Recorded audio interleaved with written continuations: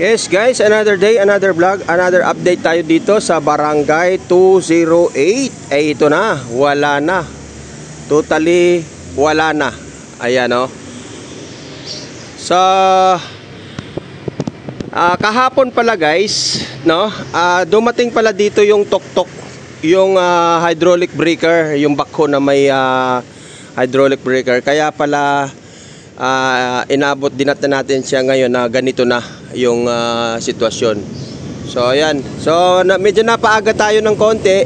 Wala pa yung demolition team. Hindi natin alam kung darating ngayong Sabado, no? Pero ito na yung itsura niya. Ayan na.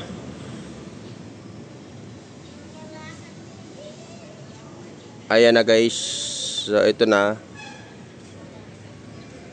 So ihahauling na lang daw ito, sabi nung ihahauling lang sa Sabado ay Lunes.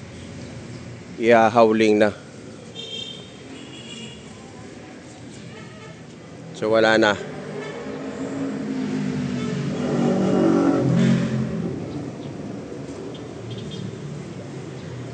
Wash out na.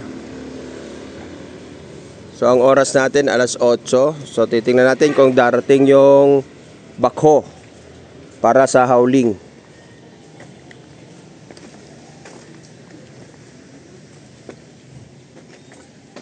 So ang natitira ito na lang. Kaunting-kunti na lang yung natitira, guys. At ihahauling na lang ito.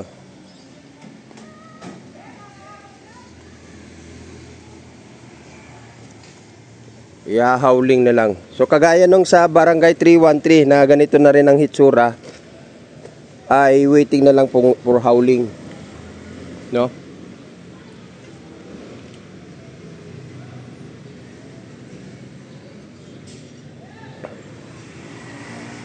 Yan, nako.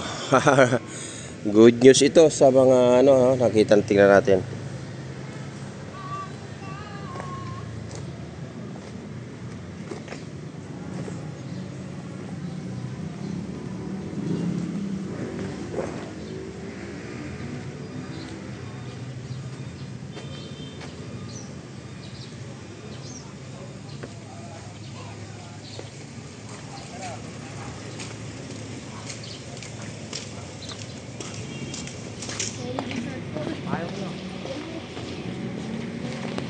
So ayan na. Ayan na ang hitsura.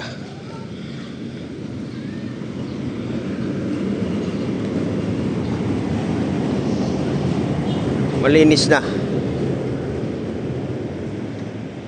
Gusto kong umakyat eh.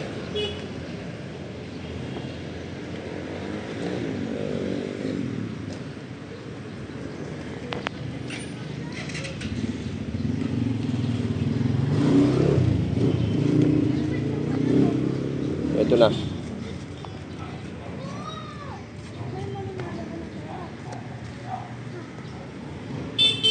Ito na natitira guys. Ito na lang hagdanan na to. So kayang-kaya na ng tao to.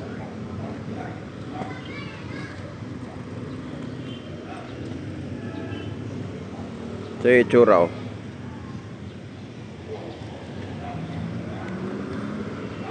Yun nga lang yung pader ay di pa nabubuksan.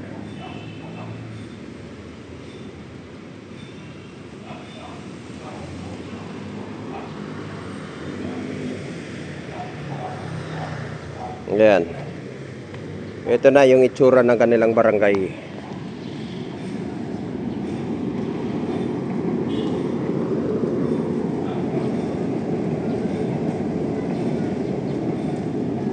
So waiting tayo ng saglit kung papasok ba o darating yung mga demolition team guys, Napaaga tayo. Nauna lang tayo sa kanila. At nagulat ako dahil ganito na yung inabutan natin. Saglit na saglit lang. Dahil ayon dito sa nakausap natin ay dumating pala yung backhoe. At yun yung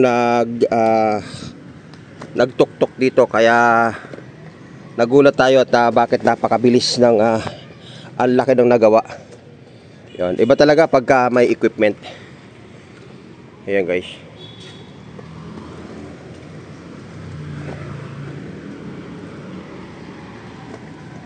So ready for hauling na. Ito na lang yung naiiwan para mabuksan na yung bahay.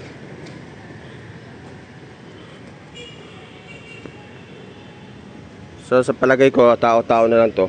Dahil yan, inuunti-unti na nila. At pati dito.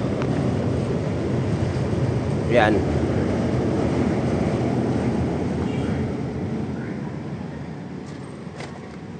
Ayan guys. Inuunti-unti na nila. So, konting-konti na lang. Hauling na lang ito, hauling. Hauling at siyempre meron pa rin mga pader. Ayan, may pader pa rin siyempre. Ang gusto nating makita itong kalalabasan nitong yung bahay. Paano siya magkaroon ng daanan. Ito.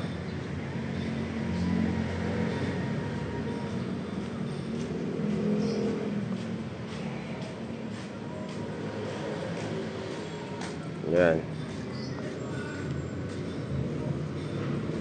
Dumating daw yung tuktok kahapon.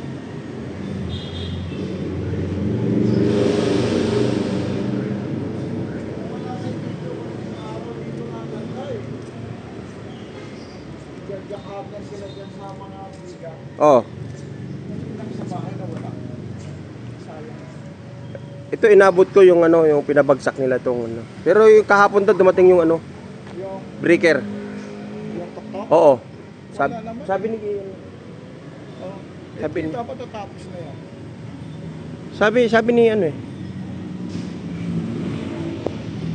darating kaya sila? Sa badot, tapusin nila yan. Baka maghahauling, no? Oo. Yan, konti na lang guys. Ang gusto kong makita itong yung bahay, yung gate ng bahay. Yun ang gusto kong makita guys.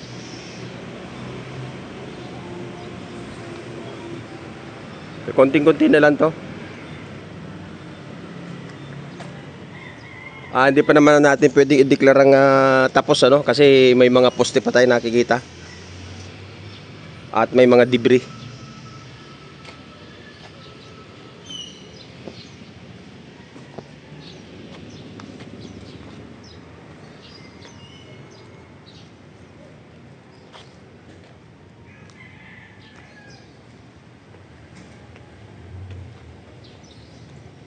Ayan na, kung tutusin, napakalawak ng kalsada, no? Ang lumuwag, oh.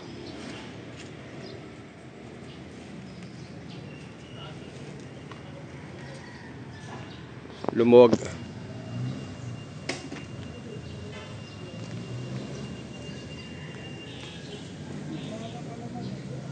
Minsan, alas 9 sila dumarating. Mamaya, ikutan ko yung Abad Santos. Ikutan ko lang kung anong update. Oo. Update ko. Hindi mo yung kwan doon. Hindi na tinuloy ng mga kwan kasi nakipag-usap na sila. Sila na lang. Self-demolish para makuha pa nila yung mga Oo. gamit. Oo. Yung mga materialis. Tapos bibigyan sila na tag 60,000.